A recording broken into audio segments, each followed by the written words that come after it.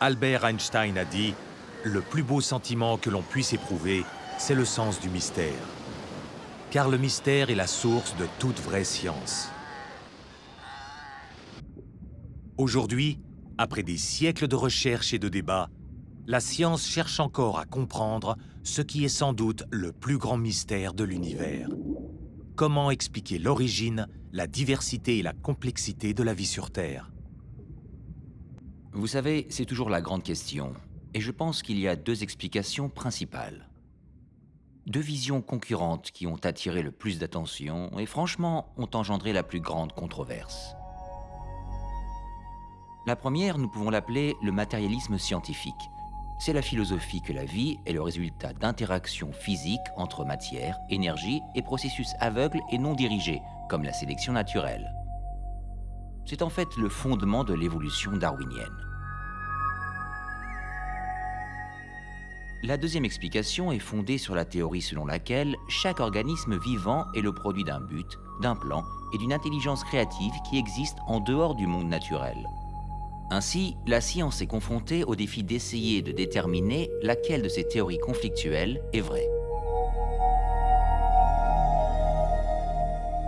Aujourd'hui, je dirais que la plupart des biologistes préfèrent l'idée que toute vie a débuté dans l'océan, puis a progressivement évolué du simple au complexe, en coraux, méduses et requins, et finalement en êtres humains.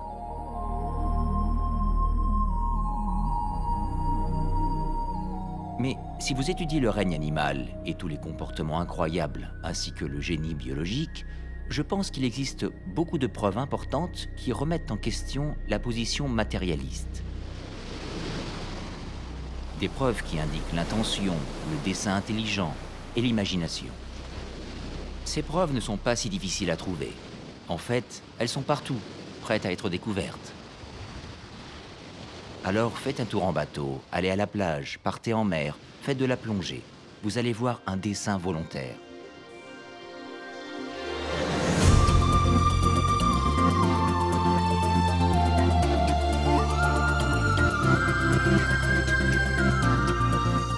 Au sud de la Californie, nous avons la plus grande densité de dauphins en kilomètres carrés de toute la planète.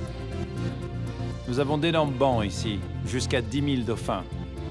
C'est comme se retrouver en plein milieu d'une cavalcade de chevaux. Tu te retrouves en plein milieu et ils font chou, chou, chou. C'est tout simplement magnifique, époustouflant. Et quand vous voyez ça, vous ne l'oubliez jamais. Depuis 1994, le capitaine Dave Anderson est propriétaire d'une des plus grandes sociétés d'observation de dauphins et de baleines au monde. Il a consacré des milliers d'heures à l'étude des dauphins au large de la côte de Dana Point, dans le sud de la Californie. Il se place à l'étrave de notre bateau afin de surfer sur la vague créée par le bateau qui avance sur l'eau. Nous appelons ça surfer l'étrave ou surfer le sillage. Et lorsqu'ils viennent, c'est comme « Hé, mes amis sont là !» Vous voyez? Et c'est vraiment un sentiment merveilleux. Les dauphins vivent en communauté, dans un troupeau ou un banc. Et ils ont un réseau social incroyable qui leur permet de travailler en équipe. Ils vivent en communauté en partie pour la sécurité. Il est plus sûr d'être en groupe. Ils peuvent se protéger mutuellement. C'est également utile d'être nombreux et de pouvoir couvrir un plus grand territoire quand il est temps de trouver de la nourriture.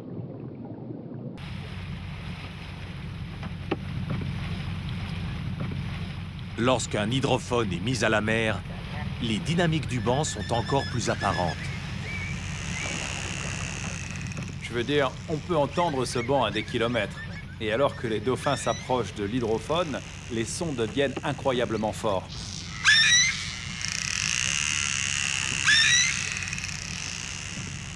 Donc ces dauphins communiquent entre eux à travers leurs sifflements, puis ils ont aussi les clics. Et c'est avec les clics qu'ils trouvent leur proie. Les clics distinctifs de l'animal sont essentiels à sa survie. Puisque les dauphins vivent dans un monde où la visibilité est limitée, le repérage immédiat de la nourriture, des alliés ou des ennemis dépend des mécanismes sensoriels autres que la vision. On ne voit pas très loin sous l'eau, mais le son voyage 4 fois plus vite sous l'eau que sur Terre. Donc ils peuvent utiliser le son pour voir. L'écolocalisation ou l'écolocation est un système biologique complexe. Les dauphins l'utilisent, tout comme un sous-marin dépend de la technologie sonar pour naviguer dans des environnements où la visibilité est réduite ou nulle. En résumé, l'écolocalisation des dauphins fonctionne ainsi. L'animal produit une série de sons à haute et basse fréquence qui sont transmis à travers son front. Lorsque ces ondes acoustiques atteignent un objet, l'écho rebondit. Plus la distance est grande, plus les ondes mettent du temps à revenir. Lorsque le dauphin reçoit ces ondes réfléchies, cela forme une image mentale de l'emplacement, de la taille et de la vitesse de la proie. Quand ils chassent un poisson, ils entrent dans un immense banc de poissons et ils se concentrent sur un seul poisson. Et ils suivront ce poisson-là jusqu'à ce qu'ils l'attrapent. Et si ce poisson saute et sort de l'eau, eh bien, ils sautent eux aussi avec lui.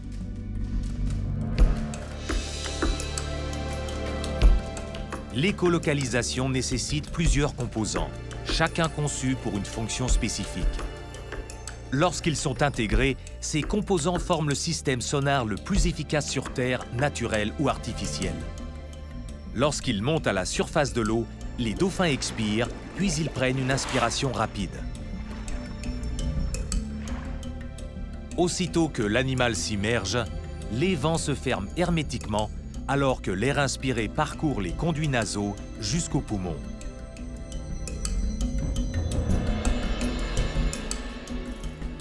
Le moteur qui permet la production de son est le larynx, un organe recouvert de muscles ressemblant à un piston.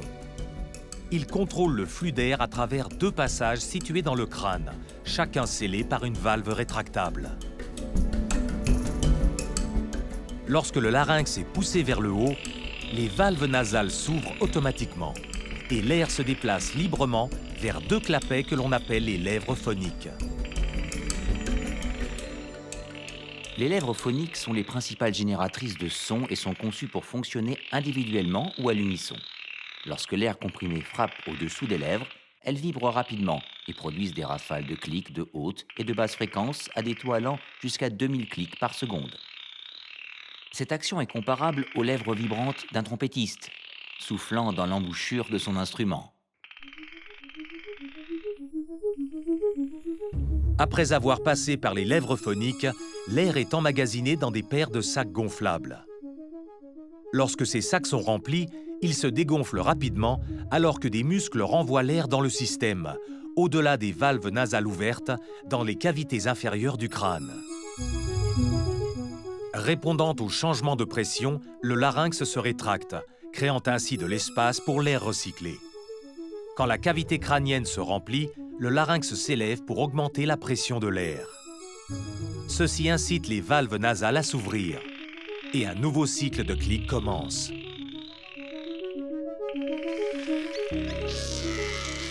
En recyclant l'air inspiré, le dauphin peut retarder la prochaine inspiration. De cette façon, il peut poursuivre l'écolocalisation pour plus de 10 minutes. Tout ce système fonctionne avec des équilibres et une régularisation précis. Chaque composant doit fonctionner parfaitement en quelques fractions de seconde.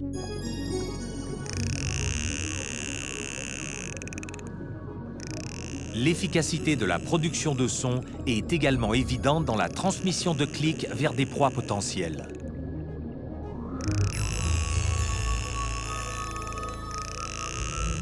Les vibrations des lèvres phoniques sont reflétées sur les sacs aériens et sur les os du crâne. Puis elles passent par le melon, un organe qui remplit la majorité du front du dauphin. Le melon est très flexible et sa forme est ajustée pour régler la transmission de son à travers l'eau salée. C'est une lentille acoustique qui focalise les ondes sonores en faisceaux coniques.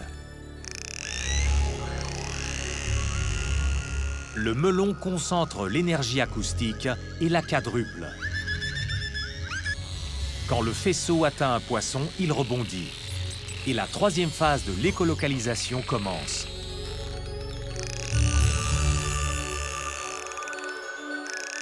Les échos qui reviennent sont détectés et canalisés par les dents et la mandibule du dauphin qui agissent comme une antenne. Cette énergie est amplifiée alors qu'elle voyage dans de larges masses de tissu recouvrant les os de la mâchoire et jusqu'au mécanisme des oreilles moyennes et internes.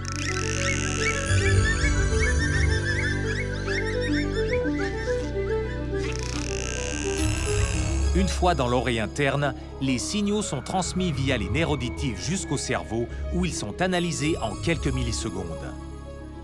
Le dauphin interprète ces données et produit une image tridimensionnelle de sa cible qui inclut des informations détaillées sur sa vitesse, sa texture et sa forme. Quelle est l'efficacité de l'écolocalisation? Pendant les essais contrôlés, un dauphin peut déterminer la différence entre une balle de golf et une balle de ping-pong en se basant uniquement sur la densité de chaque objet. Puis, sur le fond marin, il peut trouver des petits poissons enfouis à 10 ou 20 cm dans le sable. Un dauphin peut trouver un plomb pour carabine au fond d'une piscine, les yeux bandés. Il peut voir à l'intérieur des objets. C'est un appareil incroyable, et si quelqu'un l'avait inventé et qu'il fonctionnait aussi bien que les dauphins, il gagnerait des milliards de dollars.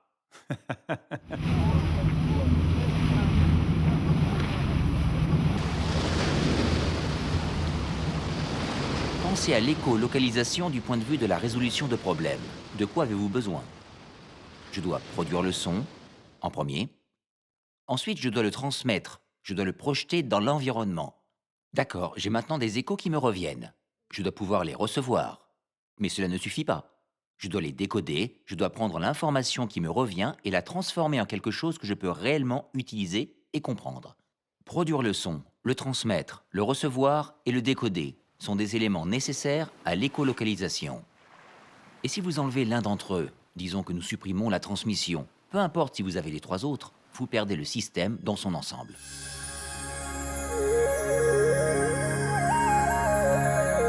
Construire un système complet devient plus difficile quand les 4 phases de l'écolocalisation sont décomposées en composants spécifiques.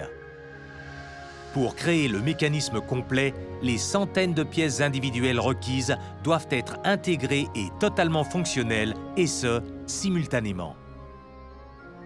Donc vous avez tous ces différents composants du sonar, mais comment est-ce que le dauphin sait utiliser cet équipement? C'est là que l'instinct entre en jeu. Ils ont non seulement le matériel, mais ils ont aussi le manuel d'instruction. L'instinct est un ensemble d'instructions expliquant comment utiliser l'équipement et il doit exister dès la naissance. Tout ça se produit automatiquement et c'est parfaitement configuré. En le voyant, vous vous dites « Bien sûr, c'est comme ça que ça devrait fonctionner ». Donc, il est assez difficile de croire que tout ça s'est produit par hasard et par sélection naturelle, surtout quand chaque élément n'a de sens qu'en faisant partie d'un tout.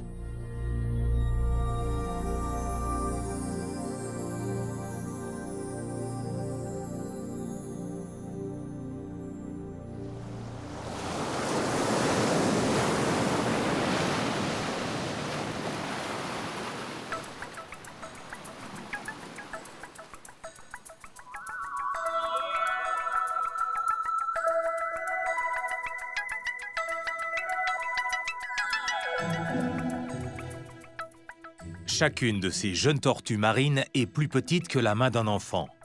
Néanmoins, elles s'apprêtent à effectuer une migration de milliers de kilomètres sur plusieurs décennies. Cet exode suggère une intention et une conception intelligente.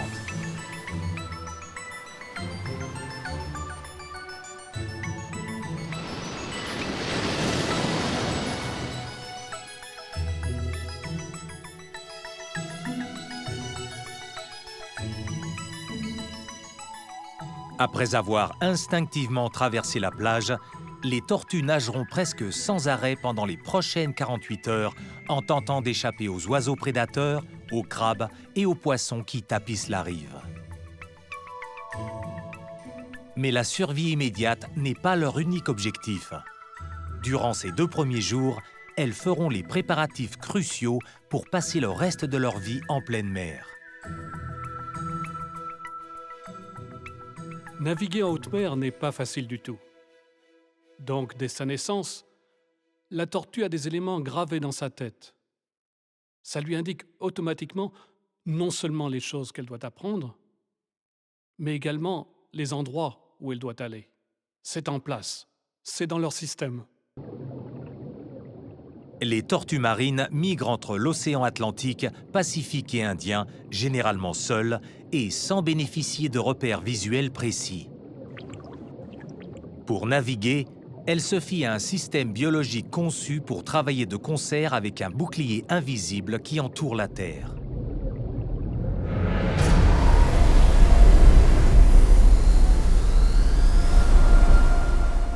Notre planète est constamment bombardée par des particules de haute énergie émises par le Soleil. Nous sommes protégés contre ce bombardement mortel par un champ magnétique qui s'étend sur plus de 64 000 km dans l'espace. Ce phénomène a été comparé à une énorme barre aimantée avec des lignes de champ qui émergent de l'hémisphère sud et qui enveloppent ensuite la Terre. Chaque ligne croise la surface de la Terre à un point différent et à un angle et une intensité spécifiques. Elles sont plus fortes au pôle et plus faibles à l'équateur. Ensemble, elles créent un motif distinct qui peut être utilisé comme coordonnées de latitude et de longitude pour n'importe quel point sur la planète.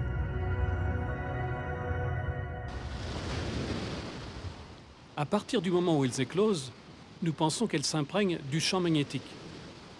Elles sont capables de déceler à la fois l'intensité ainsi que l'angle d'inclinaison, et ainsi mémoriser précisément la latitude et la longitude de cette plage de nidification particulière.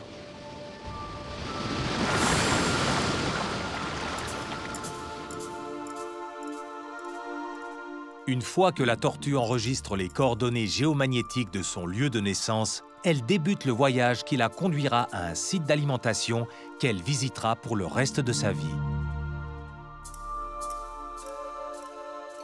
Pour une tortue née au Costa Rica, par exemple, ce site d'alimentation pourrait être un récif corallien en République dominicaine à plus de 1600 km.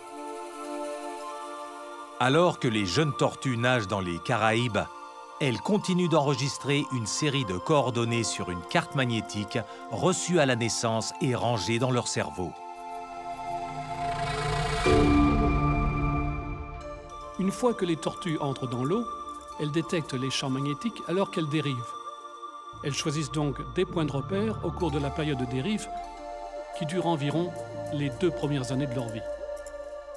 Et ce sont essentiellement ces points de repère qu'elles utiliseront de manière inverse lorsqu'elles quitteront les sites d'alimentation 15, 18, 25 ans plus tard pour retourner à la plage de nidification.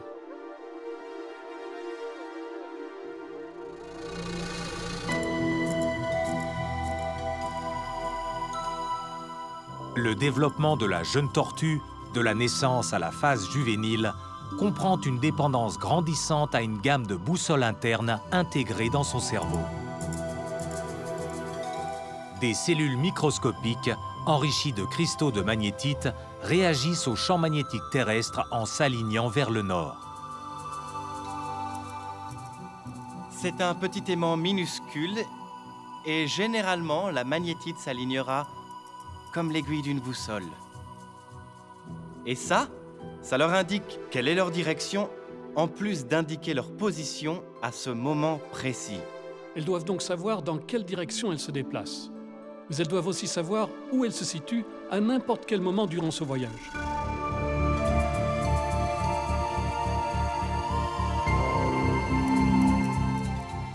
Une fois qu'elle atteint le site d'alimentation, la tortue pourra y rester 10 ans ou plus, tandis qu'elle devient adulte.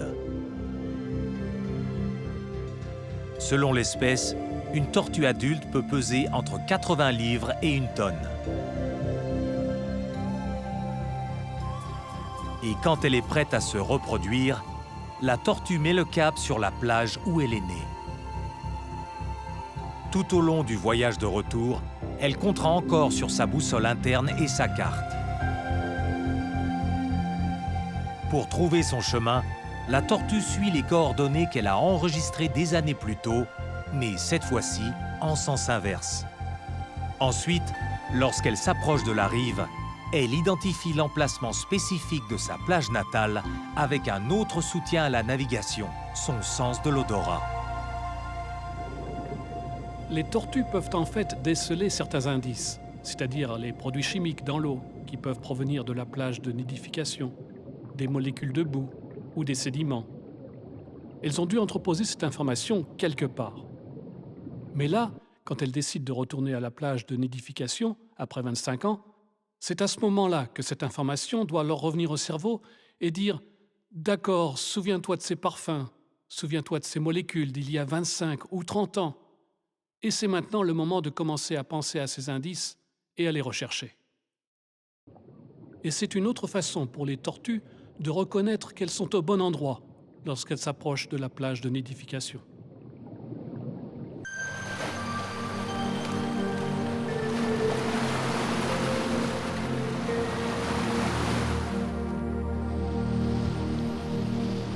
Chaque année, ce phénomène se reproduit sur les plages tropicales à travers le monde.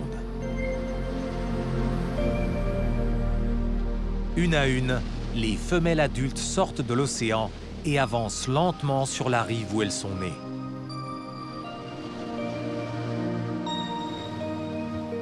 Elles creuseront des nids et pondront des centaines d'œufs, pour ensuite retourner à nouveau dans la mer et suivre une carte interne jusqu'à leur site d'alimentation, dans un cycle de migration qu'elles répéteront des douzaines de fois durant les 50 prochaines années. En tant que scientifique, j'aime pouvoir poser des questions sur des systèmes complexes et rechercher ces réponses jusqu'à ce que nous arrivions à une sorte de conclusion.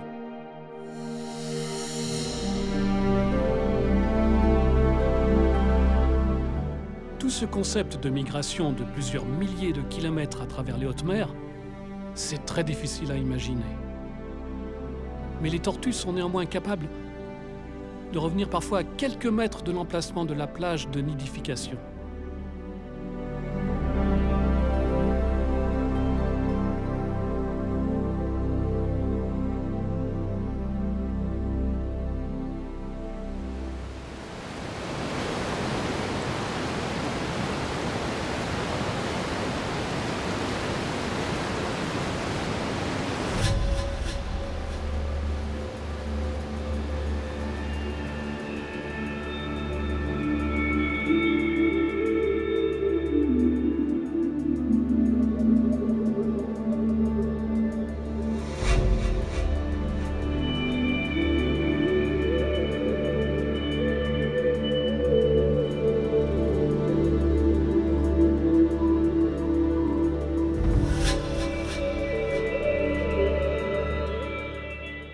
Le nord-ouest du Pacifique est sans aucun doute connu pour son saumon. Quand on observe ce que le saumon fait, l'incroyable voyage qu'il entreprend, il commence dans un ruisseau, va jusqu'à l'océan en parcourant des milliers de kilomètres.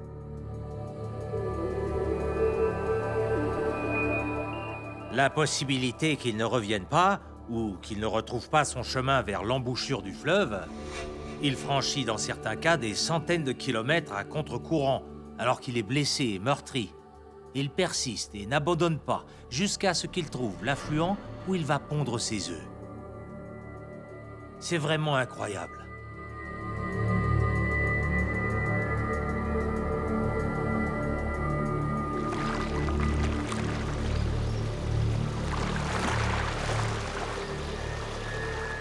Le biologiste des pêches Glenn Gately a dédié sa carrière à la conservation du saumon du Pacifique et à l'étude de son cycle de vie.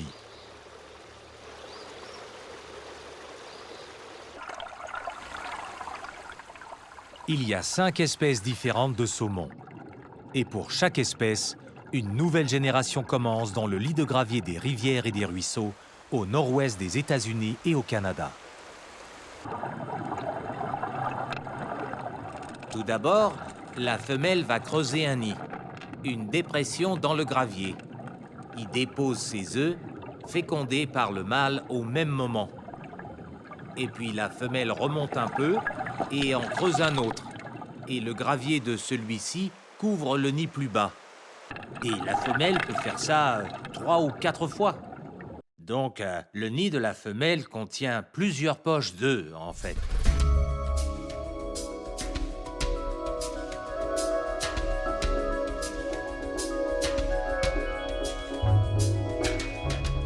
Après l'éclosion, les jeunes saumons restent près de leur nid. Cependant, leur rivière natale n'a pas suffisamment d'éléments nutritifs pour rassurer leur développement jusqu'à l'âge adulte. Pour que les saumons puissent grandir et atteindre leur taille adulte, qui est plutôt grande, ils ont besoin de plus de ressources que celles disponibles dans ces petits cours d'eau. Ainsi, ils migrent vers l'océan, ils exploitent toutes les ressources alimentaires qui y sont disponibles, ils y grandissent et se développent afin de pouvoir revenir et se reproduire dans les rivières d'eau douce. Pour se préparer à vivre en mer, ces petits poissons d'eau douce doivent adapter leur biologie pour survivre dans l'eau de mer. Puis entrer dans un océan qu'ils n'ont jamais vu, voyager des milliers de kilomètres et trouver leur chemin de retour jusqu'au lieu où ils peuvent frayer en sûreté, les lits de gravier dans lesquels ils sont nés. 2 systèmes de navigation sophistiqués sont requis pour cette migration. Le premier est basé sur le sens de l'odorat aigu du saumon et sa capacité à recueillir des informations sur son environnement alors qu'il descend la rivière vers l'océan Pacifique. Le poisson, quand il est juvénile, mémorise tout d'abord son lieu d'éclosion. Puis, alors qu'il descend la rivière vers l'océan, il mémorise des repères dans les différents affluents en cours de route. Ils enregistrent les parfums, les odeurs dans l'eau provenant du lit, l'eau qui pénètre dans le lit du ruisseau. Les plantes dans le ruisseau ont toutes des odeurs distinctes. Et les odeurs sont très spécifiques. Et tout cela est enregistré dans leur mémoire. Et alors que les poissons descendent la rivière et reçoivent ces signaux constants qui vont au cerveau pour être traités, une carte se forme.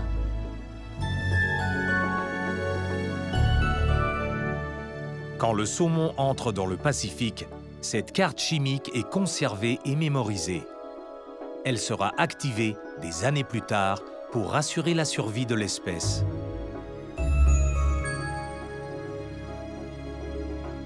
Lorsqu'ils vivent en mer, les poissons forment des bancs et grandissent rapidement puisqu'ils profitent du festin marin qui leur est offert.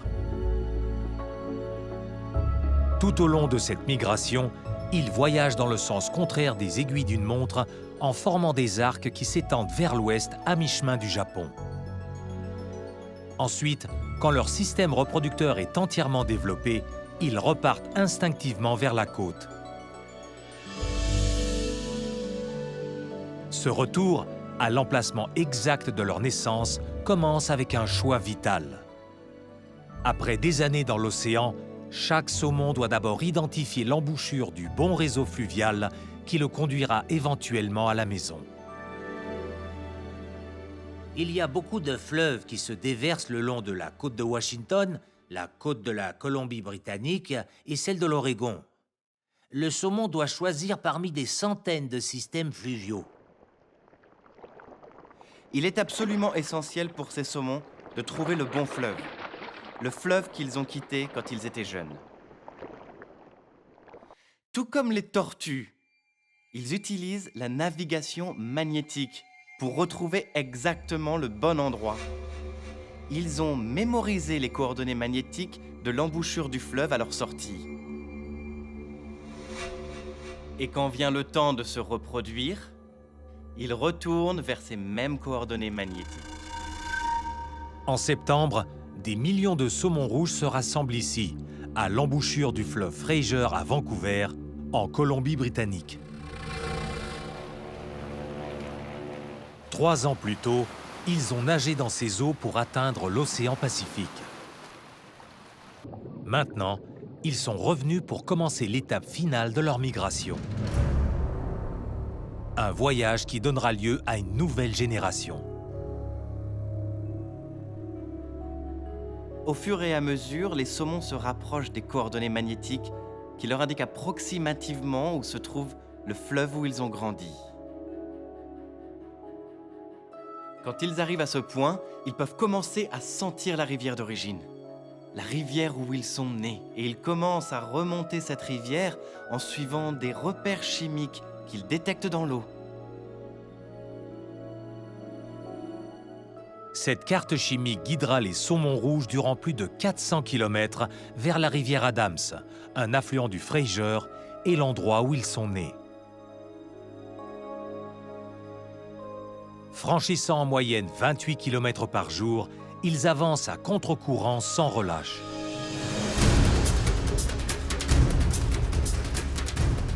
Pour atteindre la rivière Adams, ils utiliseront toutes leurs forces pour lutter contre les eaux rapides, les rochers des ruisseaux peu profonds.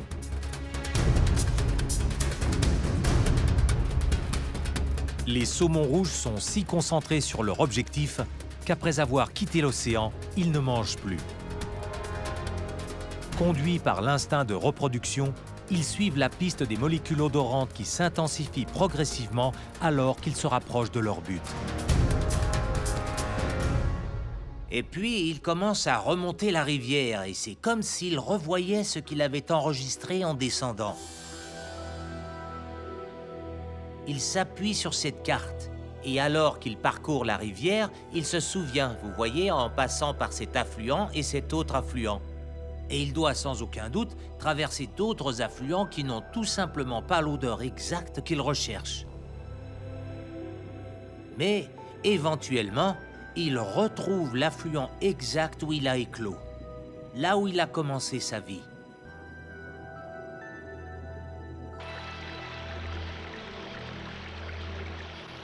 Le génie biologique requis pour interpréter ces signaux chimiques est impressionnant.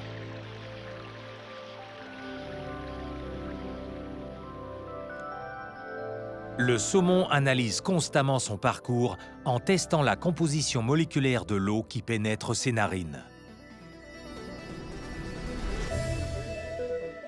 Dans les cavités nasales de chaque côté de la tête du poisson, des brides de tissu forment des organes olfactifs. Chaque bride contient un demi-million de cellules fermement empaquetées. Un bon nombre d'entre elles contiennent des cils qui se déploient dans l'eau comme des antennes. Et les cils contiennent des récepteurs olfactifs, des machines moléculaires qui aident à identifier certains produits chimiques dans le liquide.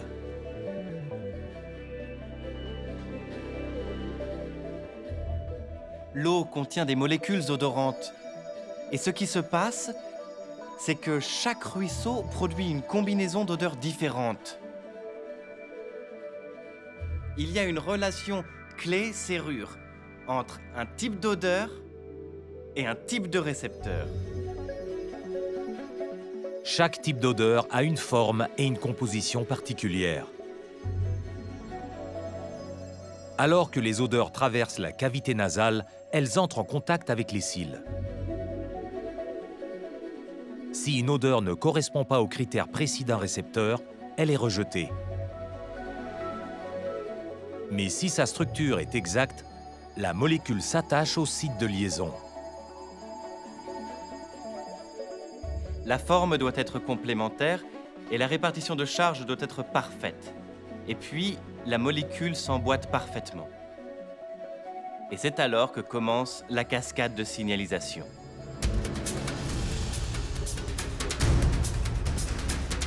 Ces connexions déclenchent des impulsions électriques qui traversent immédiatement les cellules nerveuses jusqu'à la sortie de la cavité.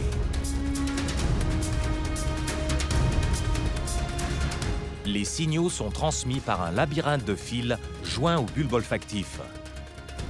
Un tableau biologique qui traite un torrent d'informations sur l'environnement du saumon.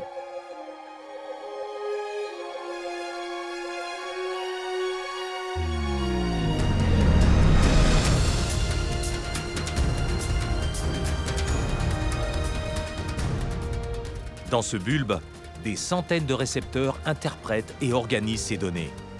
Ils les envoient à différentes parties du cerveau qui le compareront à la carte chimique compilée il y a plusieurs années quand le jeune saumon a nagé vers la mer pour la première fois. Ils peuvent probablement détecter une molécule odorante de l'ordre de quelques parties par milliard. Ou par 1000 milliards. Qui sait vraiment? Nous savons que ce qu'ils recherchent, c'est le signal d'ensemble. Et si le signal correspond parfaitement à son souvenir, alors le poisson sait. Voici la rivière, c'est elle que je vais remonter. 17 jours après avoir quitté l'océan Pacifique, les saumons rouges atteignent le lac Shuswap et le point de confluence de la rivière Adams. Ici, ils se reposent avant de faire un dernier effort pour rejoindre les lits de gravier dans lesquels ils ont éclos 4 ans plus tôt. Vu d'en haut, un mur de saumon est visible le long de la rive.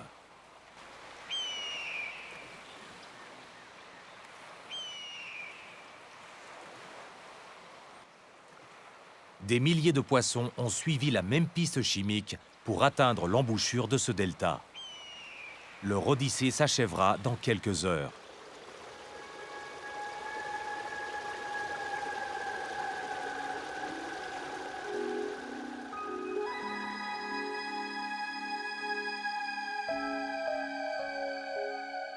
Durant l'automne canadien aux couleurs flamboyantes, les saumons se dispersent sur plus de 13 km dans l'eau calme d'une rivière peu profonde.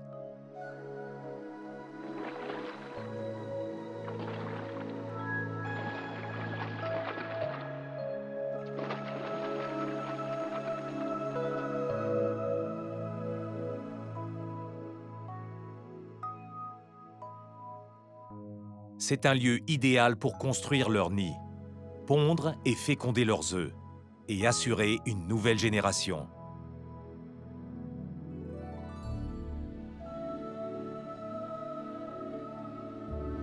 Le système qu'utilise le saumon alors qu'il nage en amont semble presque trop précis pour être vrai. Des millions d'entre eux réussissent à faire ce voyage et à se reproduire avec succès, afin que le cycle recommence à nouveau. Je trouve ça très impressionnant. On voit l'intelligence au travail, et ce n'est pas ce qu'on attend d'un processus non guidé.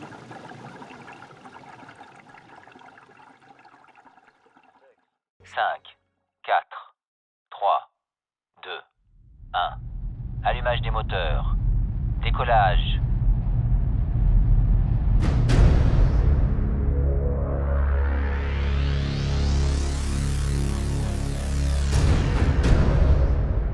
Le 5 septembre 1977, la sonde spatiale Voyager 1 entamait une mission afin d'explorer les confins de notre système solaire ainsi que l'espace interstellaire. Voyager était équipé d'une panoplie d'instruments scientifiques et d'un message de la Terre au reste de l'univers.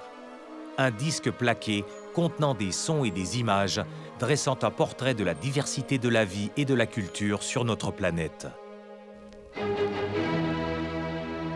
En tant que secrétaire général des Nations Unies, je vous salue au nom du peuple de... Ces cartes postales cosmiques comprenaient 116 photos, le mot bonjour en 55 langues et une collection de musique et de sons.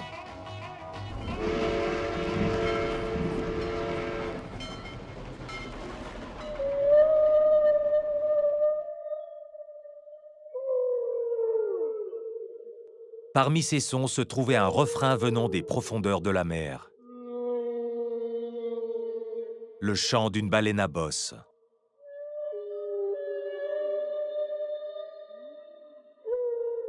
Je pense que la décision d'inclure ces chants dans cette mission spatiale reflétait leur popularité, ici, sur Terre.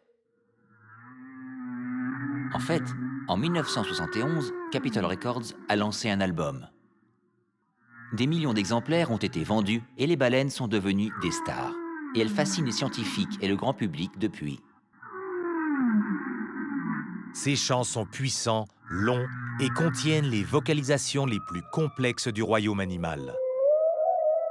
Seules les baleines à bosse mâles chantent de la sorte, Et ils le font toujours la bouche fermée, donc techniquement, ils fredonnent. Les chants peuvent durer entre 3 minutes et une demi-heure et sont répétés presque mot pour mot dans des sessions qui durent souvent plusieurs jours. Si une baleine fait une variation d'un thème, les autres baleines dans les environs la copieront. Les chants peuvent être entendus à des milliers de kilomètres de leur source.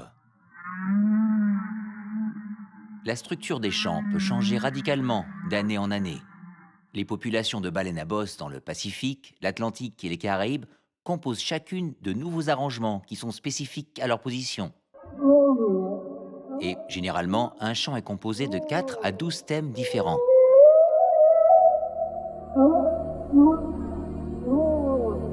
Après plus de 40 ans de recherche, la raison exacte pour laquelle les baleines chantent n'est toujours pas claire. Les scientifiques ont longtemps spéculé que ce sont des chants nuptiaux durant la saison des accouplements, ou une forme de sonar pour aider à identifier et repérer l'emplacement des baleines à proximité.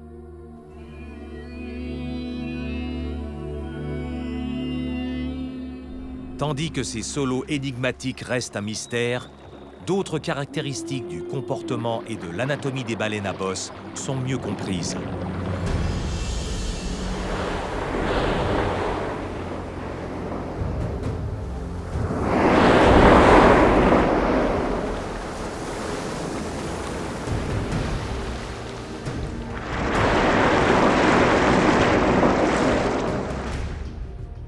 La baleine à bosse est l'un des plus grands animaux sur Terre.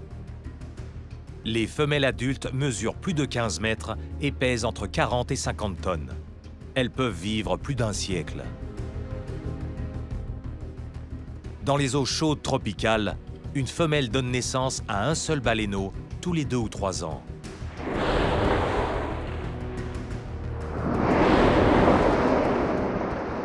Les baleines respirent par 2 évents qui expulsent 2 jets d'eau visibles à des kilomètres. Puis, elles inspirent rapidement assez d'air pour remplir leurs poumons, chacun ayant la taille d'une petite voiture. Quand elle plonge, la baleine à bosse peut retenir son souffle plus de 45 minutes. Le ventre de la baleine possède des sillons allant du nombril au menton.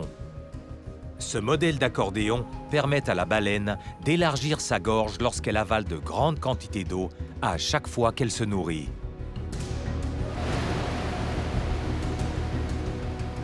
Les baleines n'ont pas de dents.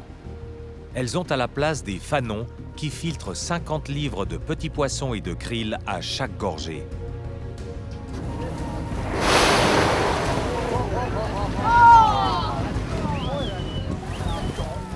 Les baleines à bosse possèdent d'énormes nageoires, les plus grandes nageoires qui soient.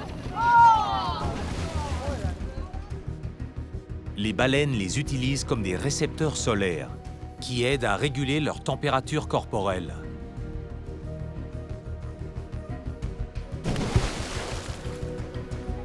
Leurs queues puissantes sont légendaires. Ces nageoires caudales mesurent jusqu'à 5 mètres et peuvent propulser les baleines à des profondeurs dépassant les 200 mètres.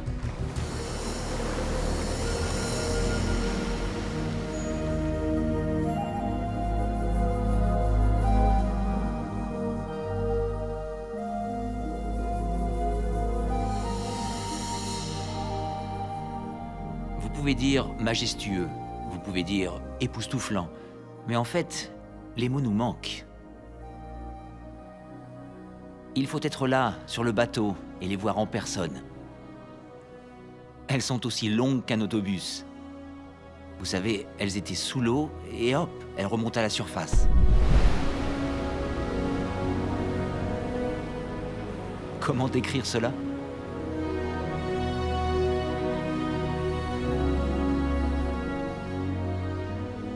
Ce sentiment d'émerveillement est universel.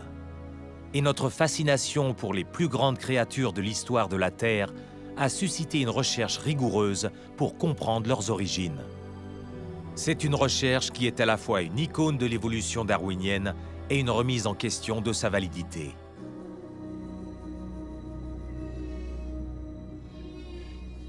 Regardons ses caractéristiques. C'est un animal à sang chaud qui a des glandes mammaires. C'est clairement un mammifère. Pourtant, il passe sa vie entière dans l'eau, ce qui représente une énigme de l'évolution. Comment cela s'est-il passé?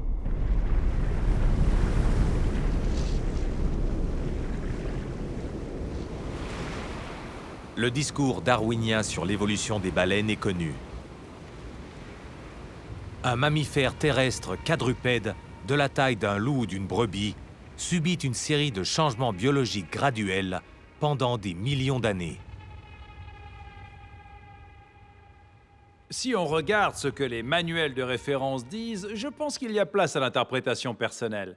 Lorsque vous regardez les difficultés rencontrées par un mammifère terrestre qui se trouve, enfin, de façon générale, dans un environnement aquatique et qui doit tout faire sous l'eau, y compris procréer, la convergence d'un certain nombre d'adaptations est nécessaire. Et ceci est incontestablement compliqué. Ces adaptations devraient être majeures. Elles incluraient une transformation du crâne et des muscles pour pouvoir déplacer les narines au-dessus de la tête.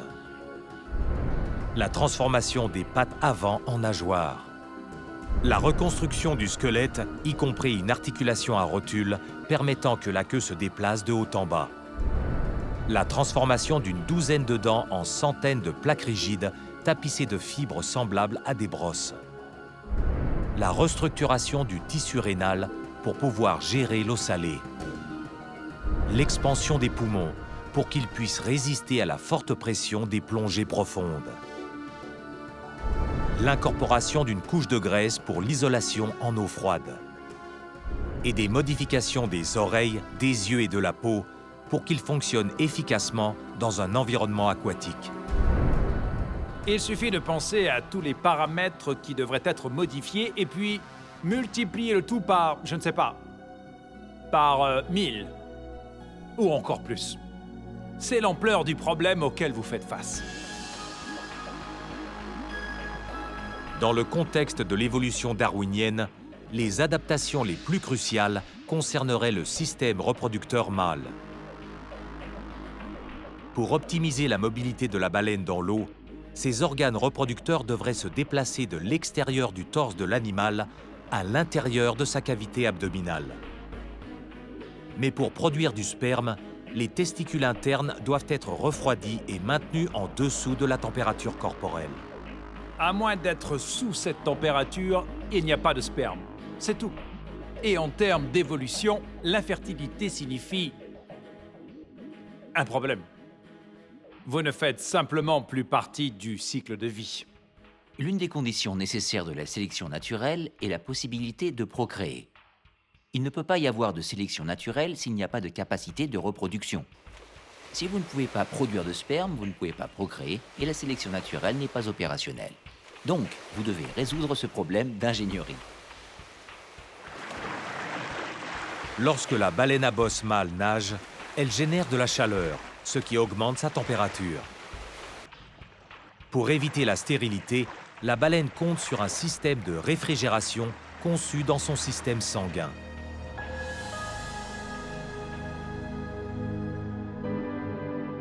Dans les régions non isolées de la nageoire dorsale et de la queue, le sang est refroidi, puis transporté à travers un réseau de veines jusqu'à l'abdomen de la baleine. Ici, sous une couche de muscles, une toile de veines et d'artères entoure les testicules. Ils sont arrangés de sorte que le sang circule en direction inverse et la chaleur venant des artères se propage aux veines refroidies.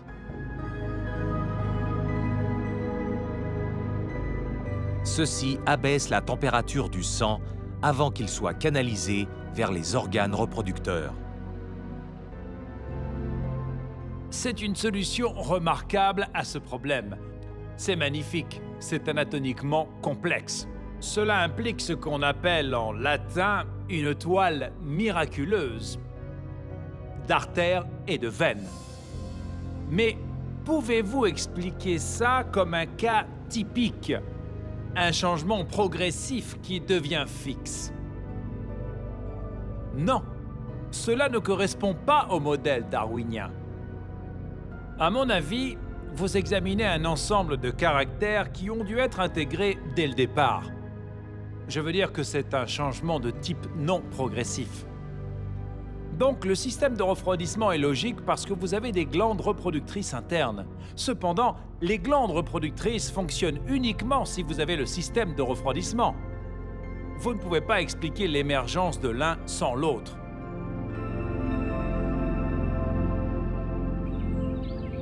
Depuis 2001, le biologiste Richard Steinberg a utilisé des données largement reconnues sur les taux de mutation et la génétique des populations pour étudier le modèle darwinien de l'évolution de la baleine. Steinberg s'est concentré sur la sélection naturelle et la probabilité des mutations coordonnées, les erreurs génétiques dans une molécule d'ADN requises pour un changement macroévolutionniste. Ce que je veux dire, c'est que c'est trompeur. Vous devez l'expliquer en fonction d'un certain nombre de mutations coïncidentes, survenues sans explication, et produire les combinaisons juste pour remodeler la colonne vertébrale, la musculature, le système nerveux, les yeux, les oreilles, ainsi de suite.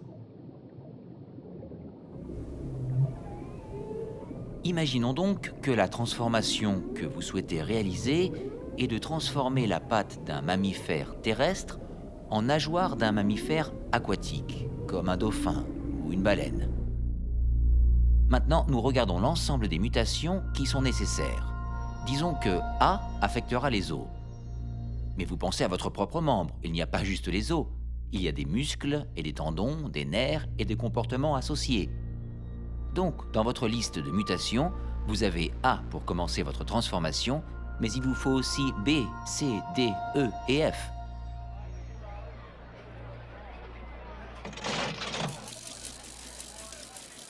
Donc, le défi des mutations coopératrices est de faire en sorte que ces événements se produisent au même instant, de façon à ce qu'ils puissent travailler conjointement, coopérer pour apporter la transformation dont vous avez besoin. Mais vous savez quoi? Ces mutations, ce sont des accidents génétiques. Ça arrive tout simplement. Donc, vous comptez essentiellement sur la chance. Et il est fort probable que vous manquiez complètement la cible. En 2008, des chercheurs de l'Université Cornell ont calculé le temps requis pour générer, aléatoirement, une seule paire de mutations coopératrices dans une population de grands mammifères. Richard Steinberg a appliqué ces calculs à son analyse en cours. Et ils sont arrivés à la conclusion que vous pouvez sans doute obtenir 2 mutations coordonnées, mais c'est un problème. C'est un problème parce que vous avez besoin, autant qu'on le sache, de plus de 100 millions d'années pour obtenir les mutations coordonnées dont seulement 2 apporteraient des modifications bénéfiques. Et selon mes estimations, pour tenir compte de la transformation que vous verriez, vous auriez besoin de beaucoup plus que 2 mutations.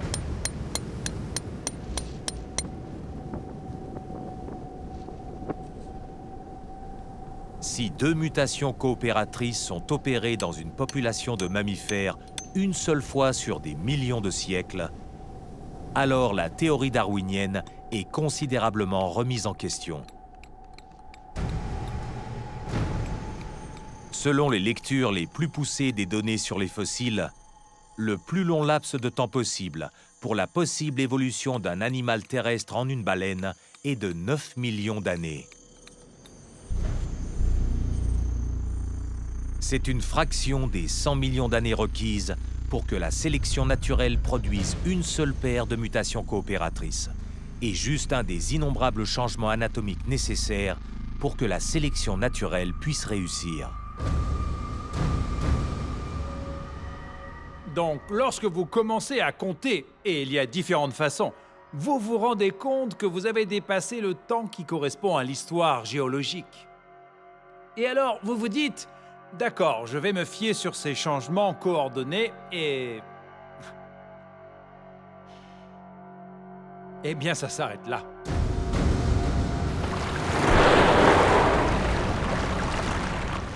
Pas besoin d'avoir un doctorat en mathématiques ou en génétique des populations pour comprendre où ça nous amène.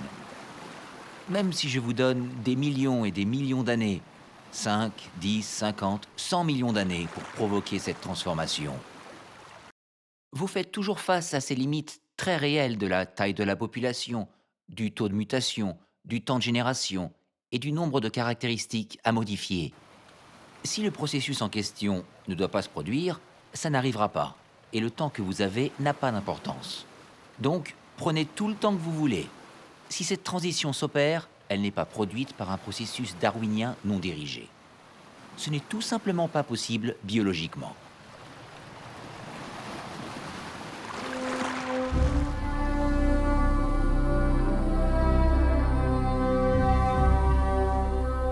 Le darwinisme a fourni une explication sur l'apparition du dessin et a soutenu qu'il n'y avait pas de concepteur ou que la sélection naturelle était la force créatrice. Si cette théorie est rejetée, si cela n'explique absolument rien, alors le revers de la médaille, c'est que les choses semblent conçues parce qu'elles sont conçues, c'est tout. Et ces conceptions semblent trop efficaces et trop optimales pour avoir été assemblées par un processus aléatoire.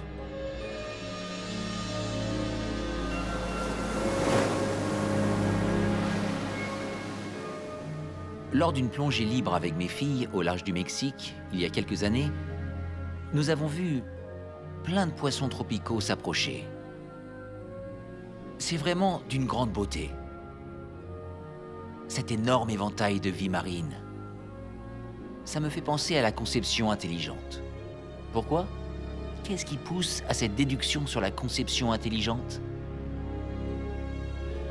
Ce qui la déclenche, c'est la preuve de la planification, c'est la preuve de la prévoyance, c'est une preuve d'une architecture globale que seule une intelligence peut provoquer. Les données provenant de la génétique, de la biologie moléculaire et de nombreux autres domaines se sont révélées impossibles à concilier avec des causes matérielles non dirigées. Et si la science est une recherche interminable de la vérité, quel que soit l'endroit où les preuves nous conduisent, eh bien, quelle différence cela ferait si elle nous amène à une cause intelligente? Je veux comprendre le monde. J'ai soif de connaissances. Je veux connaître les vérités de notre monde. Et voyez-vous, l'hypothèse que les êtres vivants ne sont pas des assemblages aléatoires, mais qu'il y a une logique sous-jacente, me permet de développer de nouvelles connaissances. Alors si vous voulez plus de connaissances, vous savez quelle voie prendre. Vous devez simplement ouvrir votre cœur, ouvrir vos yeux, ouvrir votre esprit, et cet indice de dessin intelligent qui est présent dans la nature deviendra clair. Sans équivoque, il est partout.